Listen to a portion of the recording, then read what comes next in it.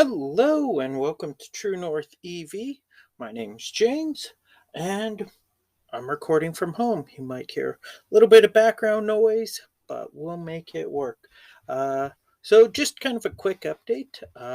So, I finally did get my $250 inconvenience uh, gift, I guess is what they're calling it, from Hyundai Canada.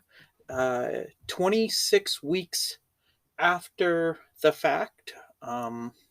They had initially told me 4 to 6 weeks, but I guess 4 to 6 weeks is close to 26 weeks.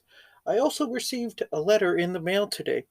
It was another recall letter, but I'll have to actually compare recall numbers just because the wording is the same as what has already been going on since April, March, April in that area. But what they're now saying is basically if I don't hear from the dealership regarding a new battery by March of 2022, so that would be almost a full year from when I've had to put my battery to 80%. Uh, that's when I am supposed to contact the dealer myself to make arrangements to get a new battery.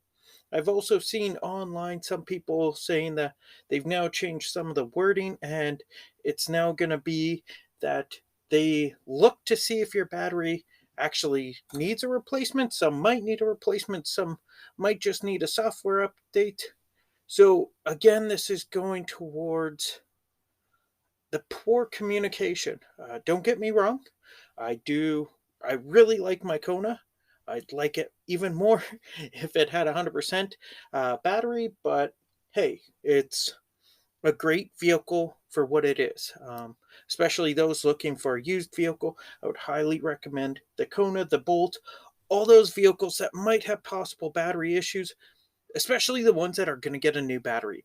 If you can handle the shorter range at this very moment, you're looking at a brand new battery, equates, which I feel equates to almost a brand new vehicle. So you get a brand new vehicle at the end of it for a nice discounted price, which I personally would love. I know I'm sort of looking for a second vehicle. Right now, though, the Kono and Bolt are much longer ranges than I'm personally looking for.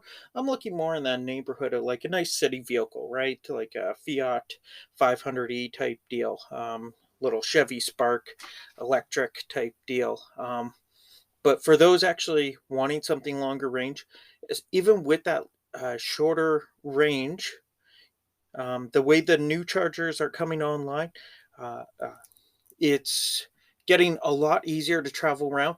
And even those that might be living in apartments or somewhere that they can't charge, Jason Cruikshank, who is the founder of Saskatoon Electric Vehicle Association, he's been kind of driving around finding all these great new chargers that are either getting put in, the digging's getting started. Essentially, it's the work is getting started to get them going, and there's a lot more chargers coming up here in Winnipeg. Here in Winnipeg alone, I think there is approximately 6 fast chargers coming up that are in the process of getting either wires put in or waiting to be turned on. So it's getting a lot easier for those that can't have a plug-in at home. But it's it's still a work in progress. But it's getting to the point that I think we are almost getting to the point that anybody can have an electric. I know I personally just plug in once or twice a week, even at home.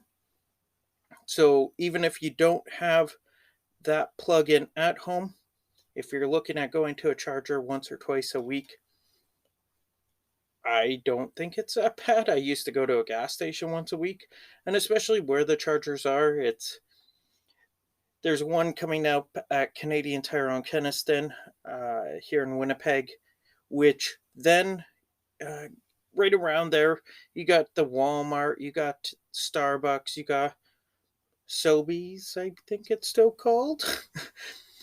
Sobeys is changing. There's Sobeys. There's all sorts of other grocery stores now.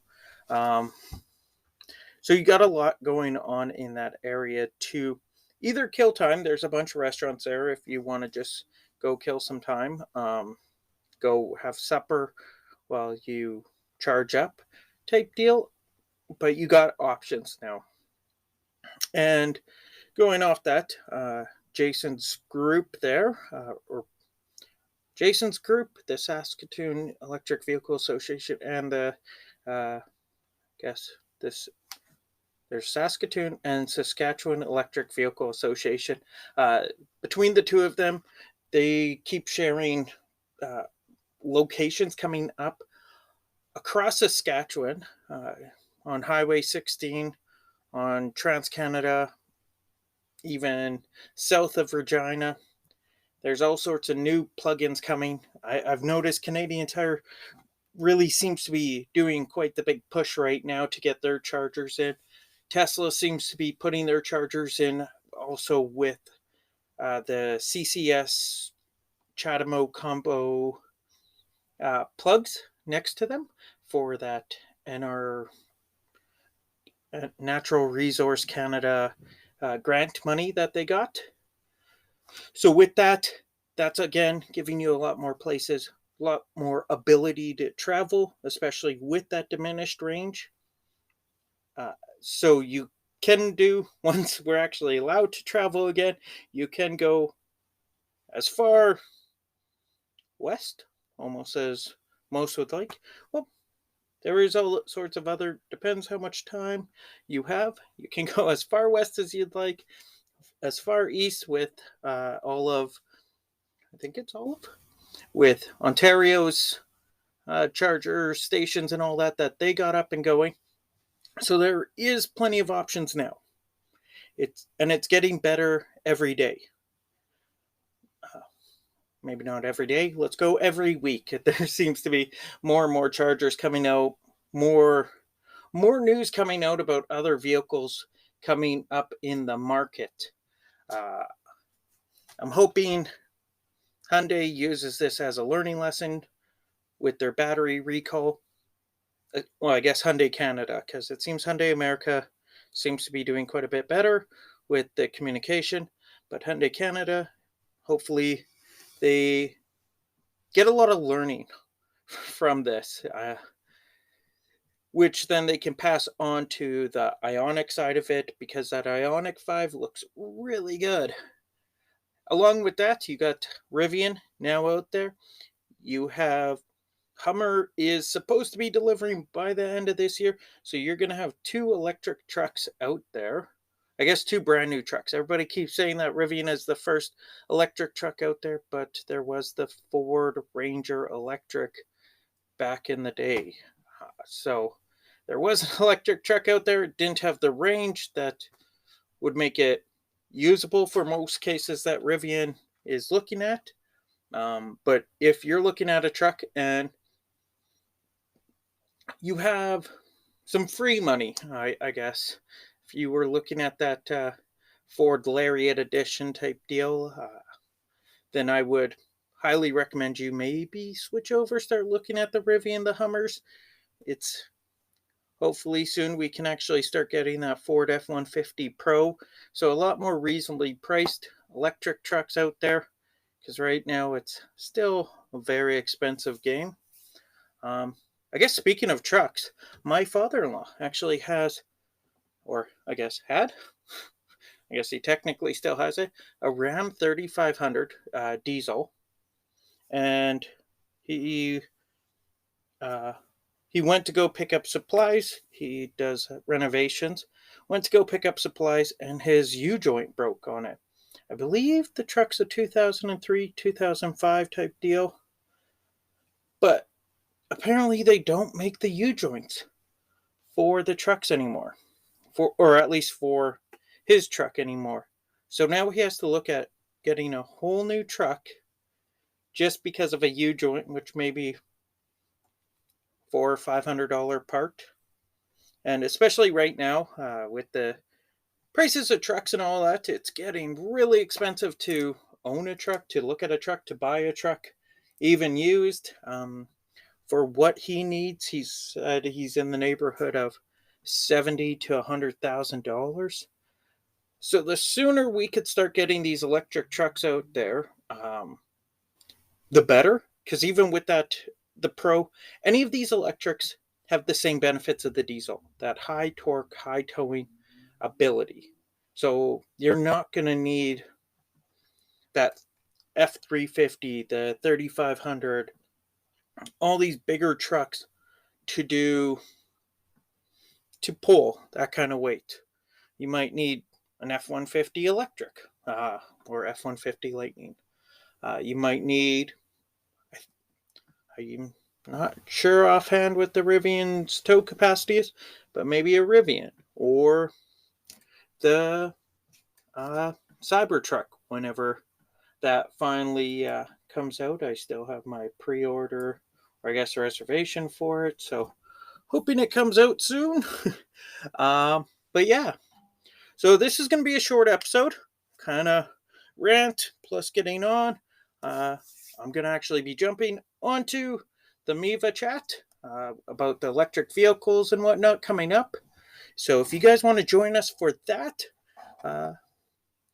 we do that every second Wednesday of the month. And coming up at the end of the month, last Thursday of the month, is our AGM. So Manitoba EV AGM coming up. If you guys want to check that out, I guess Google ManitobaEV.ca and you could sign up to get on the mailing list, and that allows you to then receive the emails to get invited to our Zoom calls.